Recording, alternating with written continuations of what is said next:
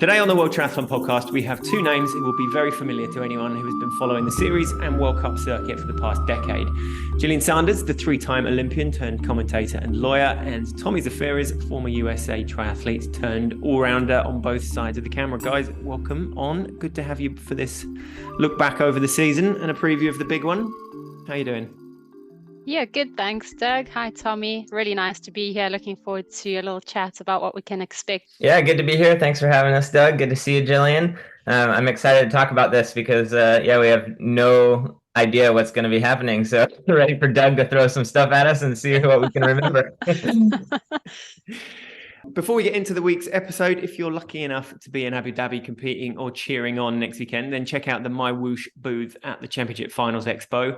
If you're not heading out there but want to get into some virtual group rides with fellow triathletes around the world, you can sign up for free at mywhoosh.com and join one of 9 different levels of daily My Bunch rides or tailor-made training sessions to get to work on your pacing and consistency. Tommy, you're a bit of a fan of a virtual bike, aren't you?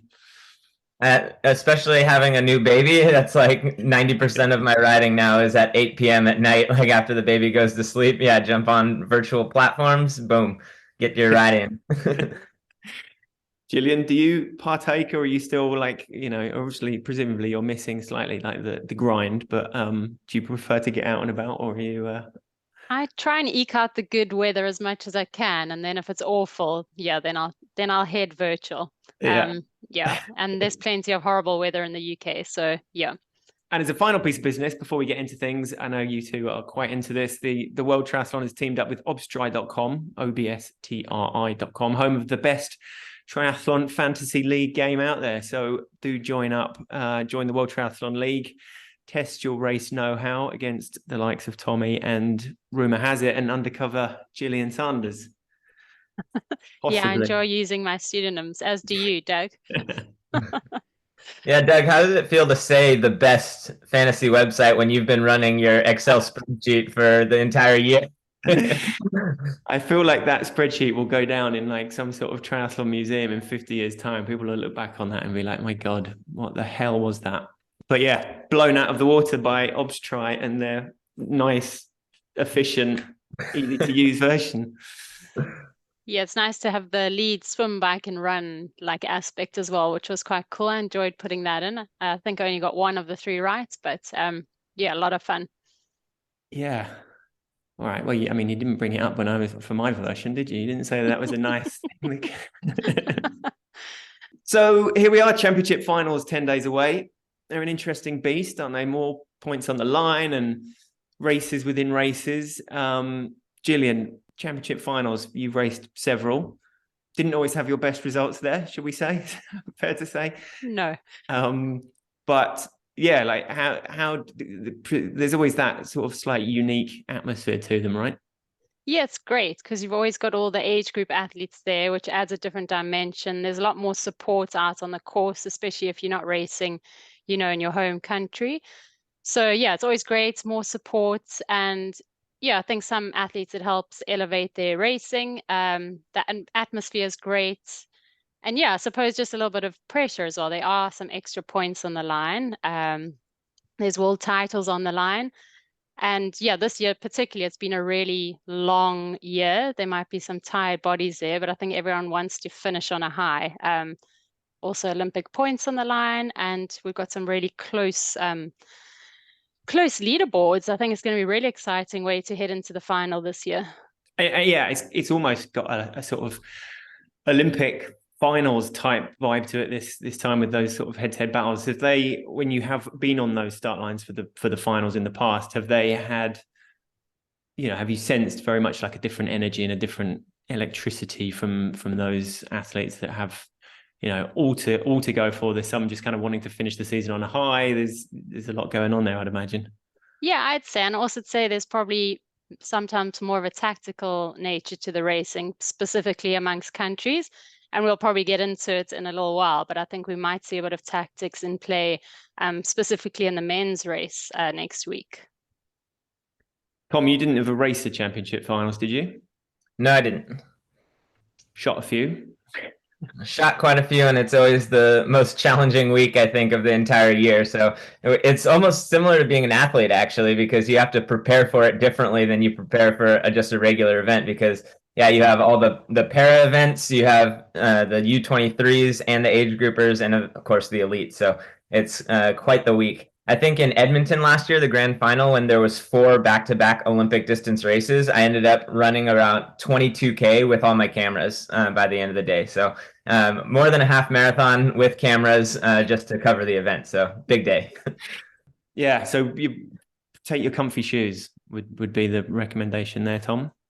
It's going to be 90 degrees. Sometimes 90 degrees Fahrenheit. So probably like 33, 34 degrees Celsius. And typically I'll wear 2 pairs of socks because I'm on my feet so much, but I'm not going to wear 2 pairs of socks if it's going to be that hot. So no, and not if I'm rooming with you as well. That's going to be unpleasant. Yeah, I think the heat's going to be a bit of an element, isn't it? I spoke to one of the guys on the ground yesterday who said, I think by 11 o'clock yesterday it was already 29. So I think the women, it might be more of a factor because they race at 1 o'clock and the guys go off at 3. So I think the heat might be more of a factor in the women's race. Once the guys hit the run, it's going to be, I suppose, late afternoon. Yeah, a 1:30 start. What time were they racing in Abu Dhabi at the end of 21, Tommy? That looked from the shots like it was later in the day, no? Or was it earlier? Yeah, the sun was setting, like the women's race, the sun actually went down when they were on the bike. Because we have some pictures of the sun being right at the horizon, and then of course you had to shoot the podiums with a flash because there's no light. Yes, shades of Gold Coast 2018, where it was basically pitch black for the men's medal. Or before you were there, Doug, in Cozumel 2016, Gillian, you probably raced there. I don't know if you remember, but they had to extend the race because of storms, so they pushed the race back like an hour and a half, something like that. And so it went actually into the dark, and they didn't have a generator or any lights or anything. So it was just pitch black in Cozumel, like literally pitch black everywhere. Do you remember that, Gillian? I do, yeah. I think we raced before the guys, or we raced on a different day. But I remember watching the guys race. It was obviously that really dramatic finish with Johnny and Alistair. So a lot of drama going around, and just everyone watching in the dark. I think there was a little bit of an appeal as well, just with regards to, the assistance with the brothers. So I think that also meant that the presentation and stuff was delayed. So Tommy, you must have been well into the dark by the time that took place. And people were in drug testing as well, and so we're just like waiting to leave, and like no one could see anything. Yeah, good times. Yeah, those post-race appeals in your new role, Gillian, a commentator's nightmare. Would you say? It's like, right, Phil, we've got no idea how long for, but Phil. Yeah, you just got to sit and chat about the race, about how beautiful the scenery is, and any other nonsense and excitement you can think of. How have you found it? So was it this season you did your first races, or had you done stuff already previously? I did my first one with Annie for the World Duathlon Champs at the end of last year. So that was my first little foray into the commentating world. It was great having Annie alongside me because obviously she's really experienced and like learning from her and that type of thing. And then, did the World Multi-Sport Champs in Romania. And then, things have kind of gone from there. But really enjoying it. It's lots of fun. Nice being on the other side. And calling the under-23s in Abu Dhabi, correct? Yeah, that's right. They alongside are racing. who? Yes, alongside Ollie. So Ollie's done the World Juniors with me as well. So we're looking forward to that. It'll be Friday morning. I think the women are around 7-ish and the men around 10-ish. I don't have the exact timings with me, but more or less then. That's timings your time. No, UAE time. Yeah, I'll be up much earlier than that. Good Lord. Was it Tong? No. Which did you do Miyazaki? Yes. Was that an all-nighter? That was like 3 a.m. or something. Yeah, I didn't go to bed. So Helen and I were living on little sweets and things and drinking lots of caffeine, but it's been a while since I've done an all-nighter. But yeah, we had a lot of fun together, so it was all good. Noting those coffee grounds. Exactly. Your last actual race was the Olympics then, Tokyo Olympics, right? Yeah, last World Triathlon race was Yeah. Olympics, and last race I finished off at the Super League final in Malibu at the end of last year. Yeah. So, Yeah. Nice. yeah, a So whole a good year. way to Can keep you your hand believe it? in, you would say. Like, is there, what have you missed it as much, more or less than you thought? And presumably the commentating is just a nice way to keep your hand in. I love the sport. I'm really passionate about it. I've been doing it, since I was about 13. So yeah, I just love still being able to be involved. A lot of my friends are still racing, so it's just great to be able to, call some of the races that they're involved in. I wouldn't say I miss, I suppose, the being at races and the thrill of racing itself. Yeah, not necessarily like being really tired and all the hectic amounts of training. I'm still keeping fit and just doing what I feel like when I feel like, which is quite nice. So yeah, I think it was the right time to retire. Once you start hitting my age and things are not going, in an upward trajectory, then yeah, I think it's time to move away from the sport, even though I would have loved to carry on. And Tom, you've got your new role at USAT, right? You want to tell us a little about that, just and how that first year with them has been? Yeah, actually, 2 days ago was the 1 year anniversary of starting to work for USAT. Basically, the easiest way to explain what I do is just a recruiter, like trying to find the next generation of Olympic triathletes. I also help a lot with the development pipeline, so creating new programs and new opportunities for up and coming triathletes. So working with the high performance team, just looking for the next gen of fast triathletes. Pouring through the stats and getting to those races, is that? Yeah, a majority of it is online. Just researching different athletes and what they've been doing and their past and their background, and then getting in touch with them, having Zoom calls and inviting them out to camps, setting up camps, all that stuff. So would you go via the college recruitment type thing with like the women, or not really? Are you approaching it like differently to that, or? No, so I'm basically the last 10 years of data that we have from the different programs that USAT has run. I'm trying to take the best of everything because they've changed over the years. They've had some successful things, some not successful things. So I've just been talking to previous athletes, previous people who are in charge of the different programs, and then just trying to implement all the best things that we've had over the last 10 years. Obviously, I'm married to Katie Zaferes, who came through the program. So I have a lot of insight to what her experience was like. And so I try to take a lot of that knowledge moving forward and finding the next people. And so a lot of my job is the collegiate recruitment side of things. But trying to figure out, all right, Katie's generation, like 2012, 2013 era is still the group of athletes who are performing well at the top. And we haven't had too many people come through after that. So trying to figure out what changed after that and what we can change back to and see if we can get back to getting successful athletes from the NC2A running who have a swim background type thing. So that's the short version. Well, two people very well placed to recap a season with then. And look ahead. I know, Gillian, we've been sort of pouring over a little bit the sort of permutations of the points for the men and the women and who needs what. And I guess the women's race is slightly more straightforward in terms of what the likely players are, given that neither Flora Duffy nor Georgia Taylor Brown have finished outside of the top 10 for a very long time. Well, Doug, I must say your maths is much better than mine. So just correct me if I'm wrong on anything. Yeah, maths has never been my strong point. But if Georgia wins the event, she takes the overall series. And similarly, if Flora wins, she takes the overall series. I think there's 69 points separating them. So yeah, I would agree. It's obviously down to one of those two, unless something dramatic happens. I think there's, a closer race for the third place with Beth, Laura, Taylor, Nib, and Cassandra quite close together. But straight shootout between Flora and Georgia. So difficult to separate them as well. neither of them seem to have a weakness at the moment. So I guess it's all going to boil down to what happens on the day, who manages the heat. I think they've both handled the heats well in the past. They both performed at the Tokyo Olympics. It wasn't necessarily a hot day that day. As we know, a typhoon came in, it was pouring with rain.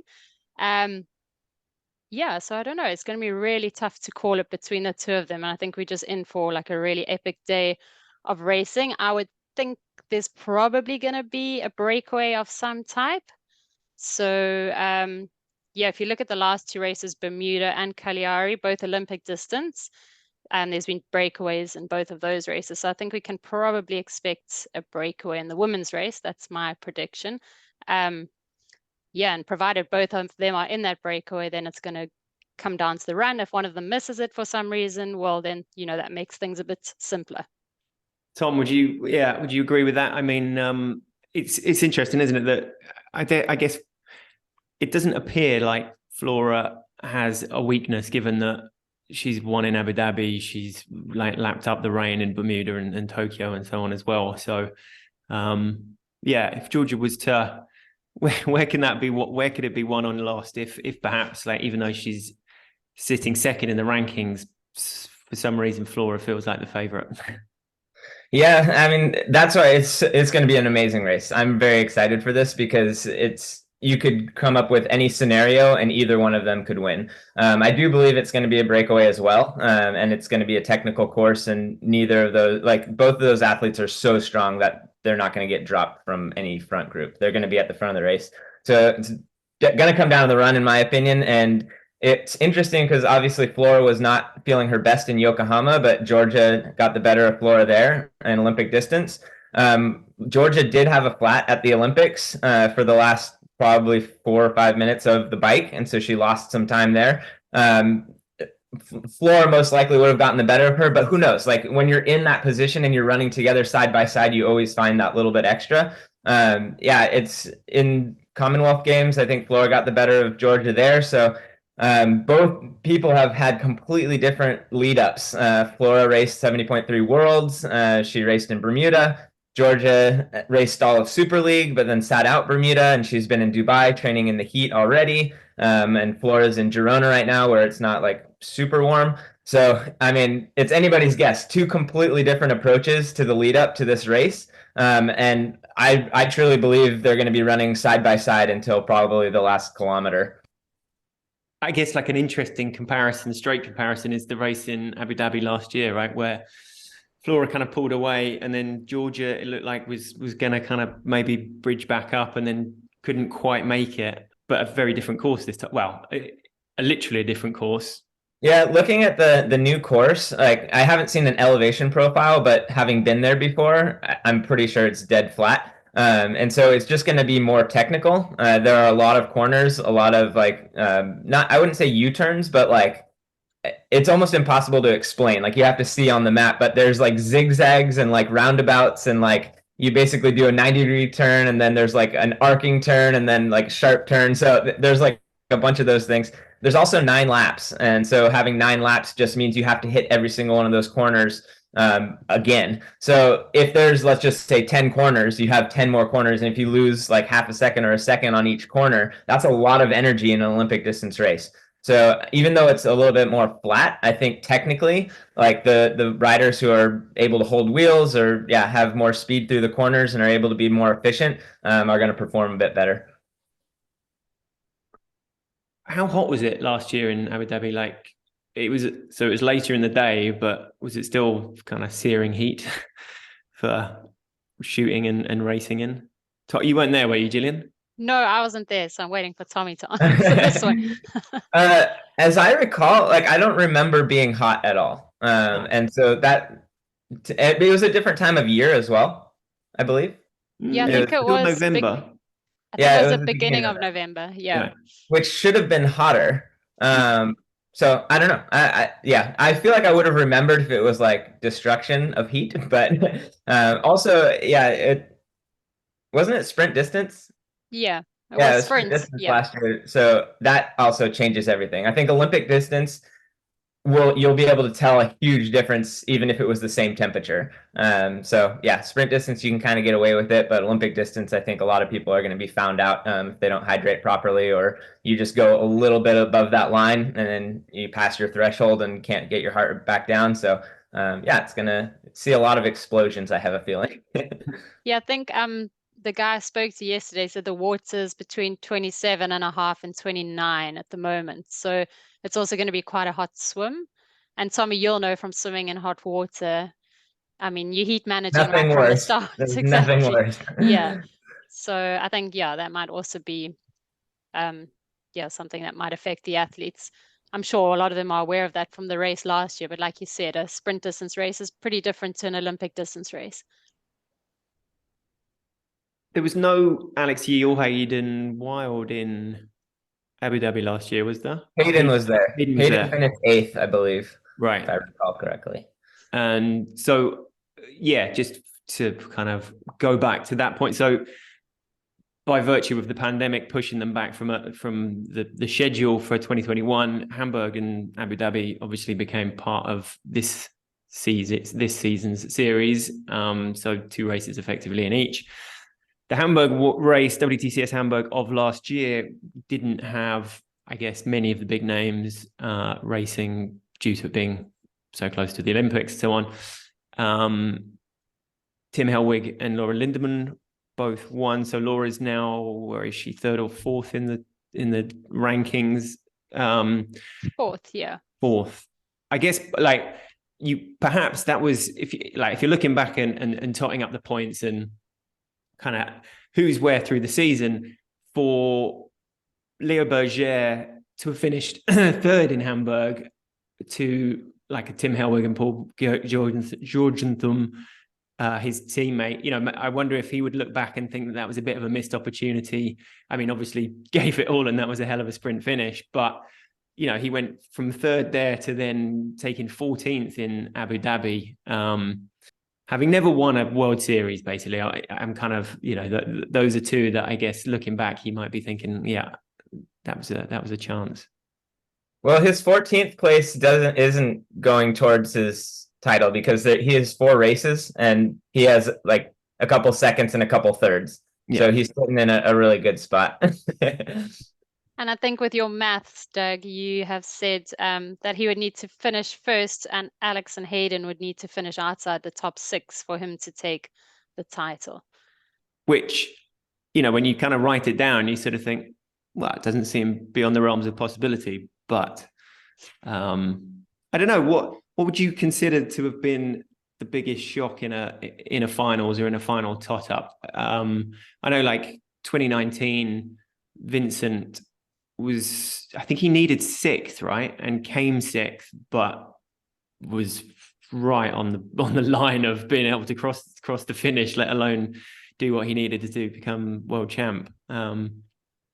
Yeah, any that like stand out to either of you in terms of like years gone by? I don't know if my memory extends that far back. They all blur into each other.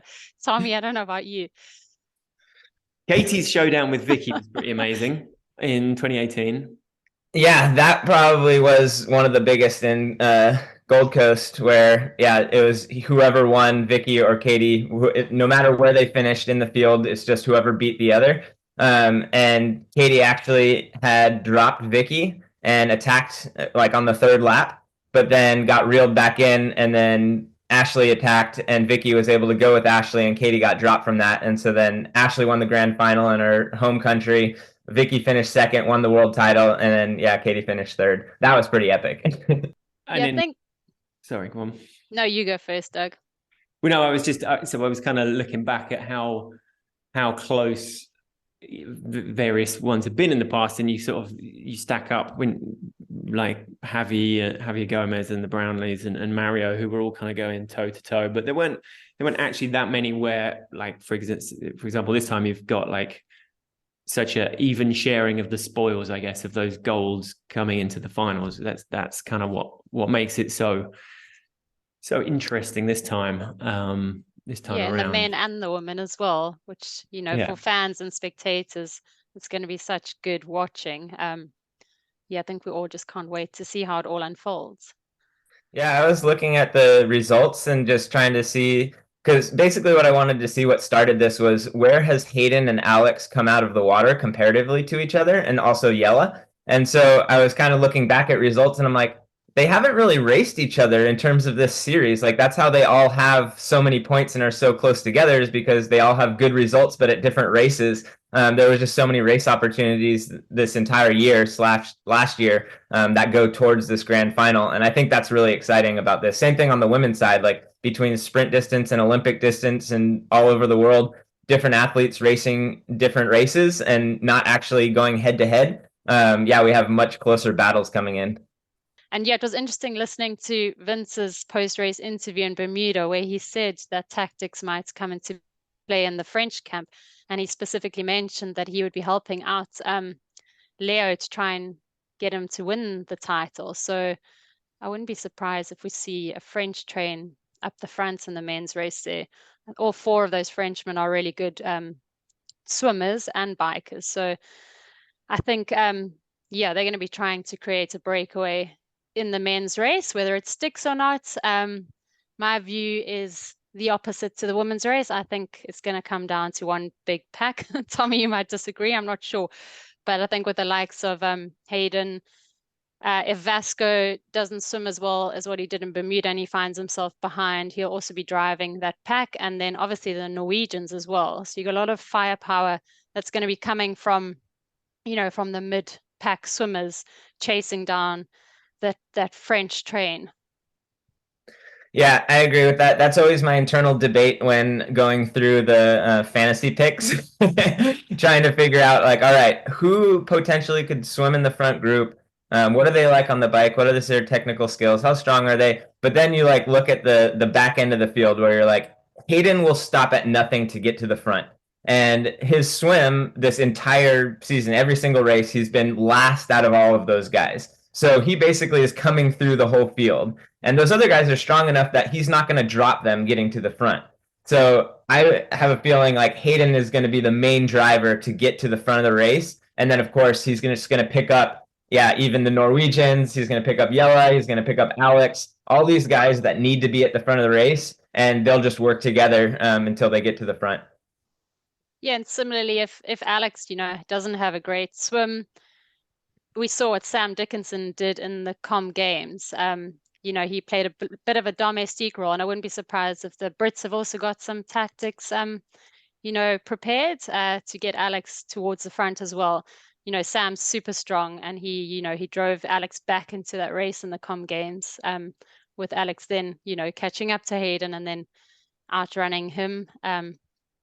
Obviously with the controversial penalty, which we still don't know the outcome of, but yeah, I think it's going to be pretty exciting. Yeah, I was looking at that and wondering if Johnny Brownlee was going to have some sort of team tactics role, because like he could be a major player in terms of having that front group stay away, but obviously that would not be good for Alex. And so I don't know if he's just going to have the like sit in the front and then see what happens sort of thing, or like if they're just going to let him do whatever he wants. I don't know. I have no idea. So, but that's going to be, he's one of those people that one athlete can change a race, and Hayden is like one of those types of athletes. Johnny is also one of those athletes. So depending on how he's feeling, where he swims, and how he decides or how he's allowed to race or whatever, that's going to change, I think, the whole dynamics of the race. Yeah, we saw, he rode really strongly in Cagliari with that breakaway. And it also looked like, I don't know what you thought in the Super League racing, but it looked like he was starting to come into some really good form. So, it's going to be interesting to see what the British tactics are. If it's each man for them own, or if there's some team tactics involved there. Yeah, and then Matt Hauser, it's going to be interesting to see where he comes out and which Matt we see pop up. Because, he's got the capabilities of being on the podium, beating those guys. Obviously, he's a fantastic swimmer. So if he finds himself in the front group, I'd be interested to see kind of how he plays if he tries to drive a breakaway and help them stay away to not allow Hayden and Alex to join. So, he's another guy to look out for. Just you mentioning the swim, does the fact that the water is that hot make it less likely that Vince will look to power ride? Does that almost inevitably like condense the feel coming out of the water? Does that like play to Alex and Hayden a bit or not? I wouldn't say so. I think it differs. Like each athlete's so individual when it comes to handling the heat. So I think it just boils down to physiology, who's able to handle the heat and how their bodies react in the hot water.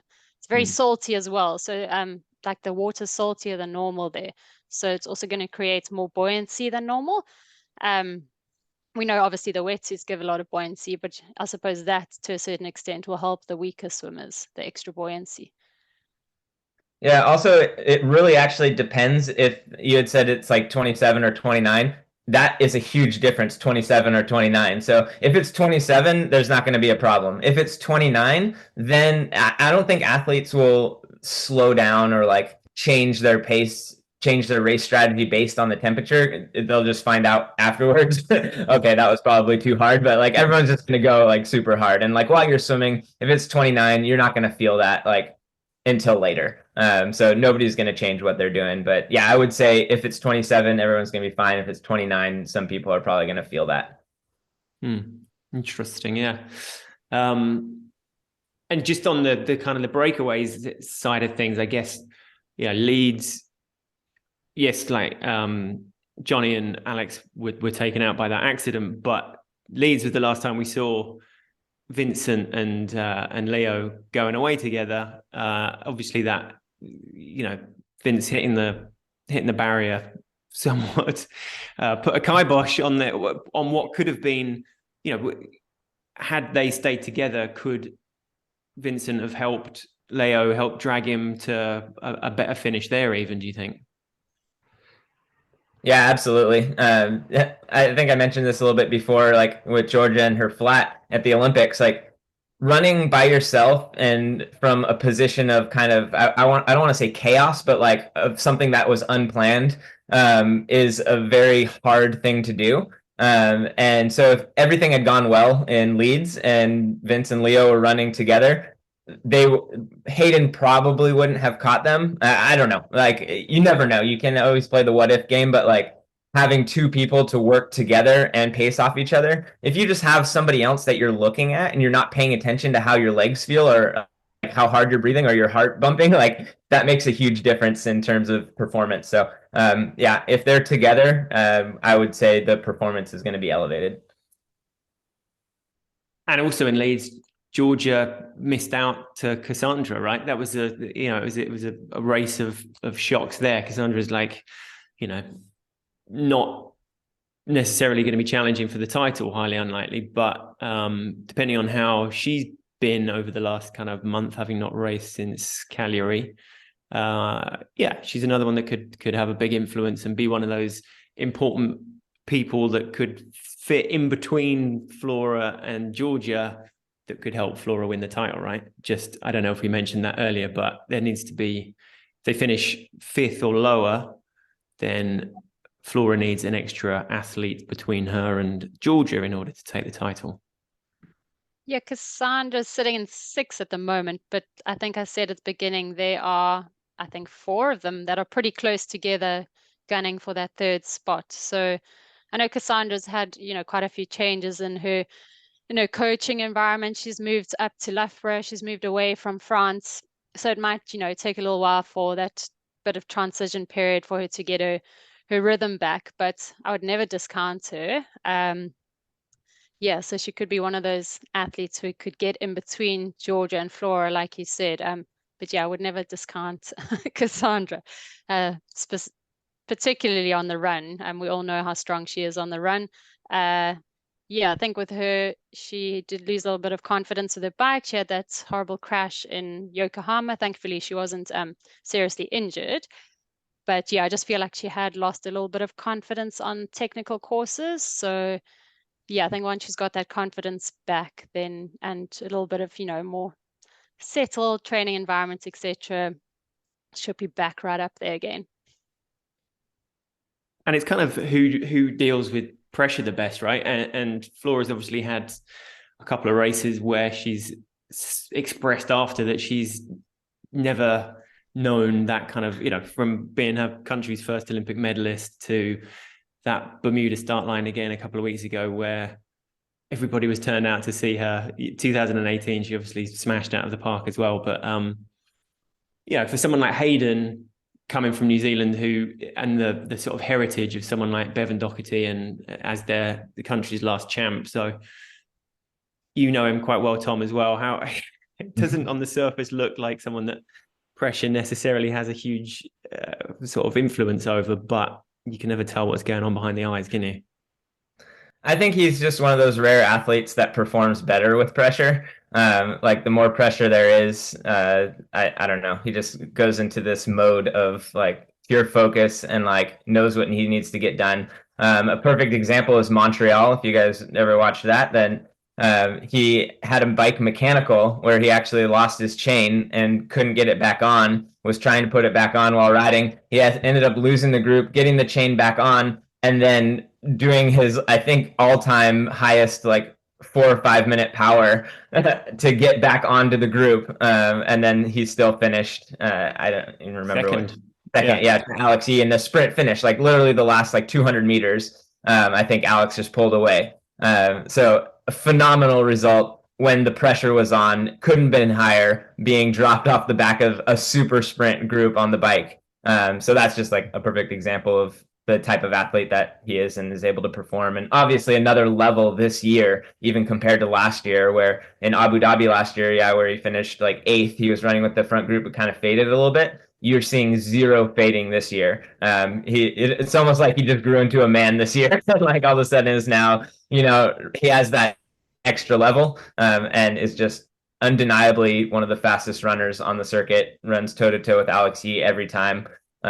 So he's a different breed. I feel like across the 10K distance, Gillian, that Alex would fancy himself more perhaps against Hayden, if it came down to the one-on-one. What do you think? Yeah, that's a hard call. It's really tough. I would say, on paper that Alex is probably a better 10K runner. But again, it all boils down to what happens, prior to them reaching that point, if they are running together, towards the end of that 10K run. So Alex had the upper hand in Yokohama. But then, I don't know. It's gonna be a really Yokohama was Alex, Hayden, Leo, right? As was Montreal. Yeah. Two couldn't be more different styles of racing. Yeah, and you could argue that, the mechanical that Hayden had and putting out that massive power to try and get back up to Alex, that would have taken something out of his legs. So if that hadn't have happened, then, who would have won that sprint finish? I guess similarly with the Commonwealth Games, without the penalty, we don't know who would have won that sprint finish. So, Hayden's a great racer, and I wouldn't discount him, even if we would assume Alex to be a better 10K runner on paper. So, I thought you might ask the question, who would I, pick out of Hayden and Alex? It's a really tough one, similar to Georgia and Flora. It's so tough, and I think that's what's going to make it so exciting come the weekend. And that's kind of why I wasn't actually going to straight out ask you, because I didn't think you'd necessarily want to answer. And it's basically, it is kind of impossible, right, Tommy? I don't suppose you would want to either, would you? Well, we can check out from your flipping fancy picks in a couple of days, right? Nobody look at my picks. Mine is, I don't use a pseudonym, so you can see my names, you can see my picks, but it's embarrassing. But it's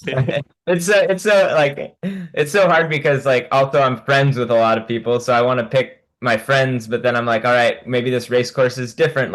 Maybe, and then I always have to guess, I think the race is going to play out this way. And if the race plays out a different way, then I'm like, shoot, I should have picked the way that, it's just whatever. You never know. But that's why I like talking about the different scenarios that could possibly happen more than actually making the pick, because there's always a 50-50 chance that, there's a breakaway or there's not a breakaway. If it comes together, you have 3 athletes you pick for the podium. If there's a breakaway, you have a different 3 athletes that you pick. So, and it can happen both ways on the men's and the women's side. But I think I'm more confident, like Gillian, that there will be a breakaway on the women's side, just the way that's been playing out. So my fantasy picks are going to be based off breakaway on the women's side and then coming together on the men's side, like Gillian. Ditto that, yeah. And when it comes to like, you know, shooting, obviously, you know, we're all ridiculously excited about what's to come. But you're going to be out there trying to get photos of all the athletes as well, Tommy. Like, how is it trying to keep a idea of what's going on, trying to keep half an eye on the big screen probably, and, you know, knowing exactly how the race is playing out, and each time they fly past, trying to get a kind of a bit of a snapshot of who's doing what? Or do you often like pass a coach and just get a little bit of intel from them as well on the, like halfway through the race? Or all of the above.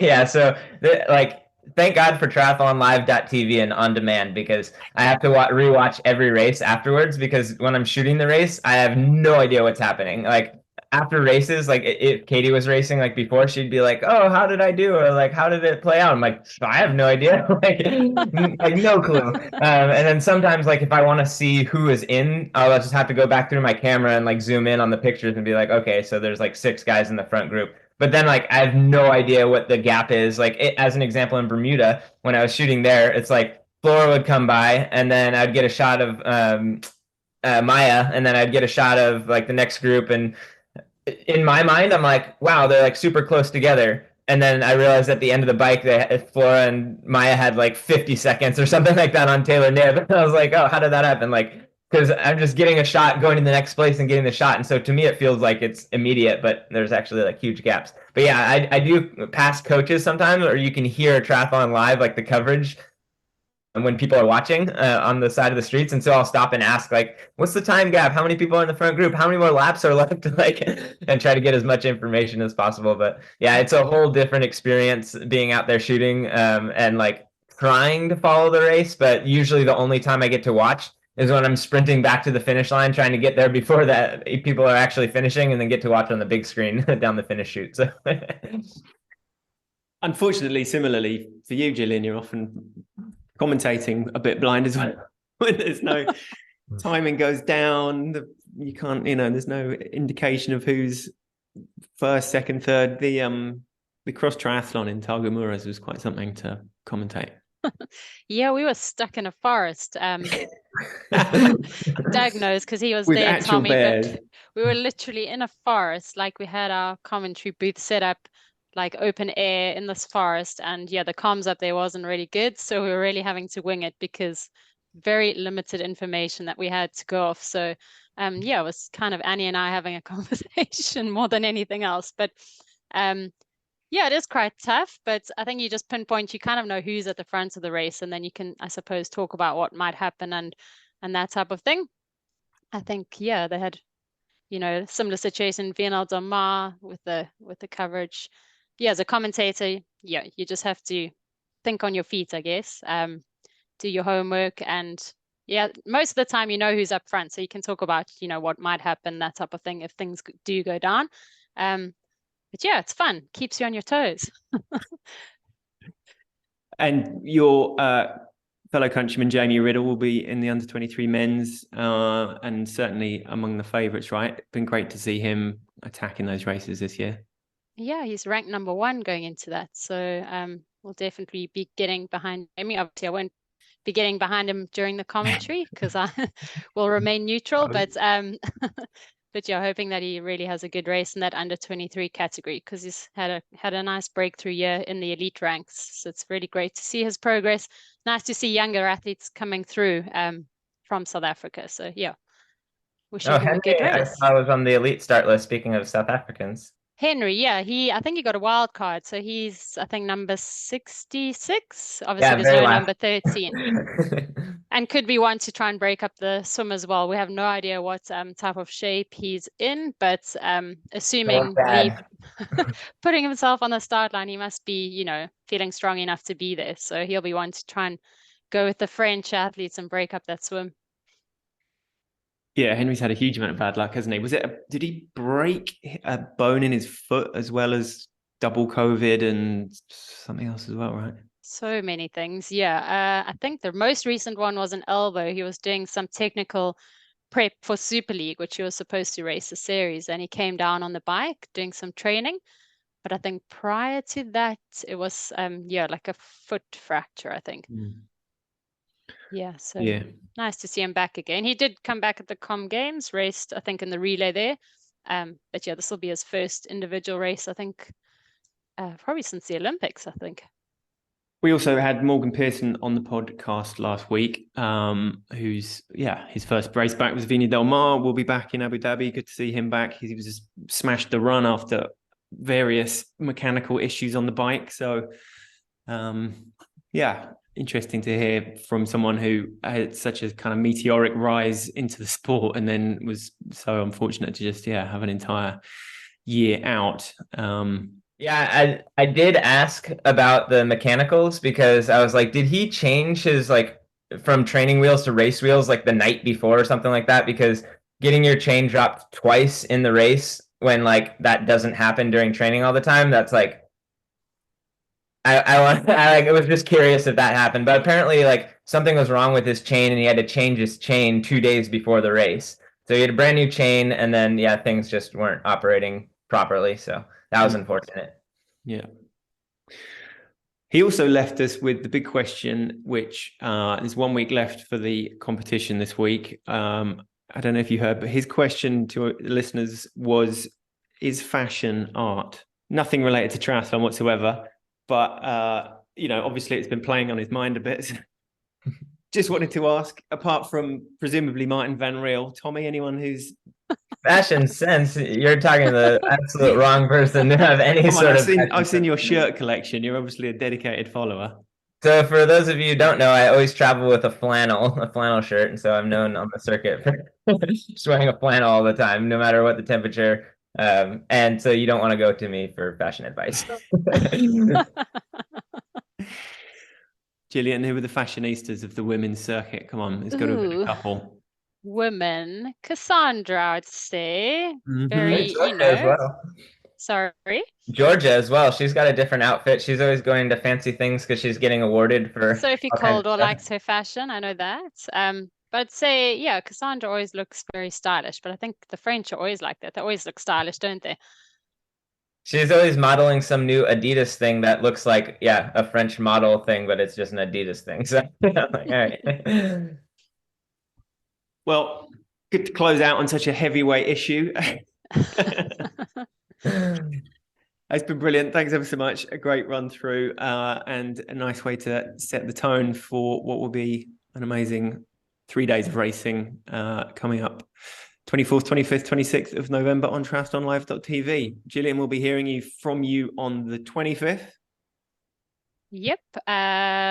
Under 23 women, I think around 7ish in the morning, and under 23 men at 10 in the morning on Friday. So that's when all the excitement starts.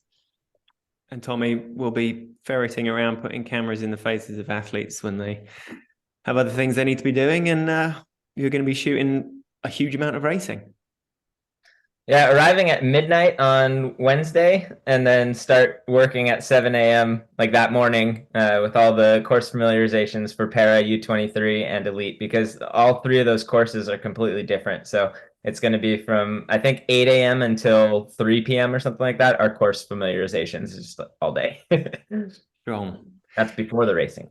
And you'll be doing a recce. Keep an eye out on World Triathlon social media because, Tommy, you're doing one of your famous course recce's where you'll be biking, being a tour guide, giving some insights and going full gas on the course, basically. Is that? That's the plan. We originally thought that it was just going to be one course and we were just going to have to do one, but I might have to do 3 different ones, one for Para, one for U23, and one for Elite. So we'll see. But that's the plan. We got Leonard Meebs coming back, who's our pro videographer. So he'll hop on the motorbike, throw a microphone on my chest, and we'll run through a few courses and give you guys a good example of what the people are going to experience in Abu Dhabi on the new course. Excellent. Well, thanks, guys. Can't wait. It's been great to hear from you. And see you out there. Thanks, Doug. Thanks, Tommy. Thanks, Doug. Nice Thanks, Gillian. Take it easy.